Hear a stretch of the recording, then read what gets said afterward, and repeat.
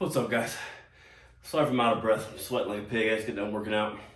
But somebody asked me to do a review of this Titan Fitness box for box squatting. And the reason was because this one that I had ordered off of Amazon started bending on me. So let's get into it.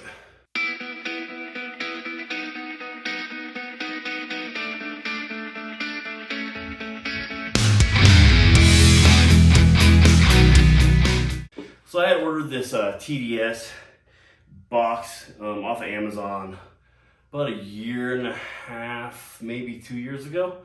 And it was doing well. As you can see right here, I mean, I knew that if you're gonna squat heavy and you're gonna sit like on the edge, there's a possibility of it bending, right?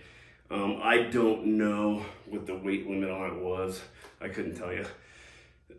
But after using it for quite a while, I started noticing that, I don't know if you can see it in the camera, I'll get a better picture of it, but that it's kind of bent. I am not the strongest dude in the world by any means. My max squat is 650 in a safety squat bar. And I do lots of box squats, so I use this primarily. I haven't used it for step ups or anything like that, or box jumps or anything, but I used it for box squats, and it didn't see a whole a whole bunch of like over 500 squats, but there was probably over the last 2 years, I mean, quite a few.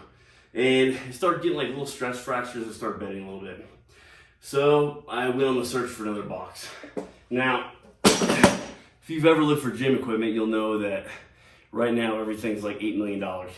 So I got on the email list for Titan, and I found this. This is their box squat. Their design is much better because, you know, the structures are at the ends instead of in the middle. It's got like wheels and a little handle you can wheel it around about. It was fairly easy to put together. I mean, it's your standard gym equipment, right?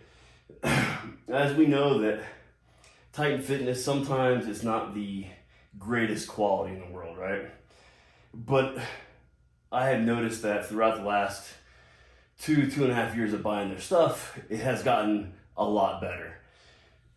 This particular box, all the welds look really nice, really decent. There's no pitting, there's no like where they'd start a weld and stop and start again, nothing like that. The cushion, or lack thereof, is really nothing but a very, very hard piece of rubber, and a super thin one, as you can tell. So if you box squat on this, it sucks, to be honest. I usually use a foam. If you want to know the benefits of using this, go to Westside Barbell, and I don't know if the article's still up there, but they have a bunch of articles about it. Also, Dave Tate from Elite Fitness, he talks about it. Let's see, Mark Bell from Super Training, he talks about it too. So there's a bunch of benefits to using this. But anyways, I put this on here, and what I did notice is even though this is smaller and harder, it's a little bit grippier. So when I was on this other box squat, this would be sliding around. I had to use tape to hold it on. This, it doesn't slide. I mean, it doesn't hardly slide at all. So it stays a lot better. So if you want to put a cushion on here, I think Elite Fitness even sells little cushions that you can put on here. So far I have probably used this, I don't know, maybe a dozen times or so after the last couple months. Squatting like over 450, over 500, probably like a dozen times. So far it's worked out great. It's pretty heavy. I don't know what the actual weight of it is, but it's pretty heavy duty, and I really like it. The dimensions, this one's just a tad bit higher, but that doesn't matter.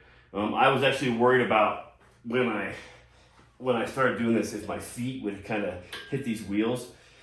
So what I do is I just consciously make the effort to turn it sideways so that my feet don't hit the wheels. I don't come any closer or anything like that, because that'd be terrifying if I had, over 600, my back heel hit this and I slipped. But as long as you know what you're doing and you look around, it's not that bad. Like I said, it's really heavy duty. I don't foresee this bending at all. If it does, I'll definitely update. But as for right now, I got no complaints. I have quite a bit of Titan Fitness products, and I really they're good, especially if you're in a home gym and you're not having 300 people come through a day. I think that's where a lot of people started dogging on Titan Fitness.